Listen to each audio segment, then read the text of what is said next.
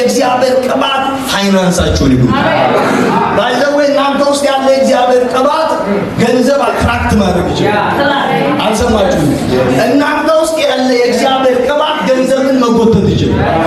አልሰማችሁም? ለዚህ ነው ብዙ ሰው ውስጡ ቅባት እንዳለ ስለማያውቅ ያ ቅባት ደግሞ ገንዘብን መጎተት እንደሚችላል። ሰምታችሁኛል? የእግዚአብሔር ቅባት እናንተ ህይወት ውስጥ ሲከመን በፍጹም ድህነት የሚባለው ነገር መጥቶ ይተነላል። ጮና በቅባት ፊት ድህነት የለበት። በቅባት ፊት ድህነት የለበት። እንዳው ቅባት ድህነትን ራሱ ዕዳን ሊከፍል ይችላል።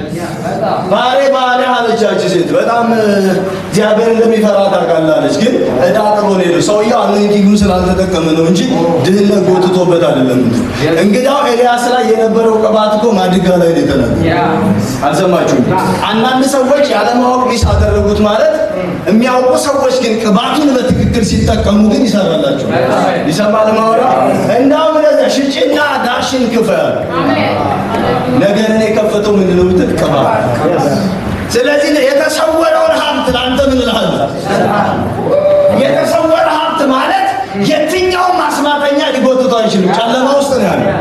በጨለማው ውስጥ ኖሮ ግን የጨለማው መንግስት እንኳን መጎተት አይችልም። ይሄን ሀብት የሚጎትተው ነው እንጂ ግብጭ ቅባት ብቻ ነው የሚጎትተው።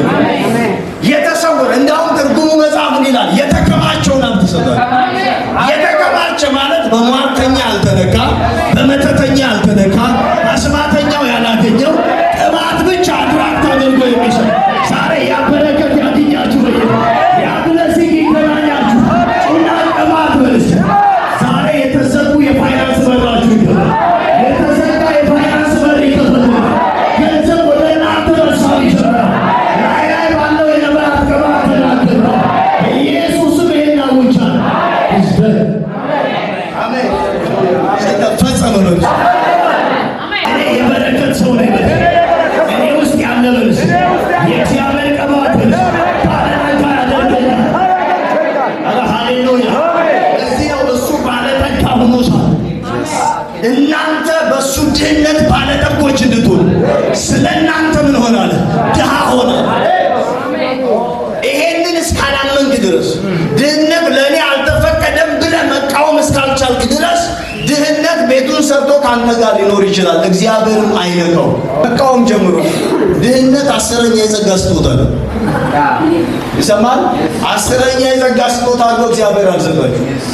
አመለካከታችሁን ቀይሩ። እመነኝ፣ አሁን ባስተማርኩ ቃል ላይ መቆም ከቻልክ ፋይናንስ አንተ አትራክት እያደረገ መምጣት ይጀምራል። መሳብ ይጀምራል።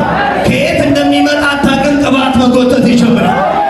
ተሳስተህ ማግኔት መንገድ ላይ ብትጥል አካባቢው ላይ ያሉ ነገሮች እንደሚጎተቱ ብረት ነገሮች ሁሉ እንደሚስባቸው ቅባት ፋይናንስን መጎተት ይችላል። ኧረ እኔ ለማልናገር በኢየሱስ ይሄ ይብዛላችሁ። አሜን። ሁልጊዜ ኮንፌስ ማድረግ አለ። እኔ ውስጥ ያለ እግዚአብሔር ቅባት ፋይናንስን ይስባል። ይሰማል ማወራው። ለዚህ ነው የተቀቡ ሰዎችን በምንም አይነት መንገድ ድሃ ልታደርጋቸው። አንተ ልትሰድባቸው ትችላለህ፣ ቅባቱ ይጎትትላቸው። በፍጹም የተቀቡ ሰዎችን ድሃ ልታደርጋቸው። የፈለገ ብታወራ አኖይንቲንጉ በራሱ አይፈቅድላችሁ።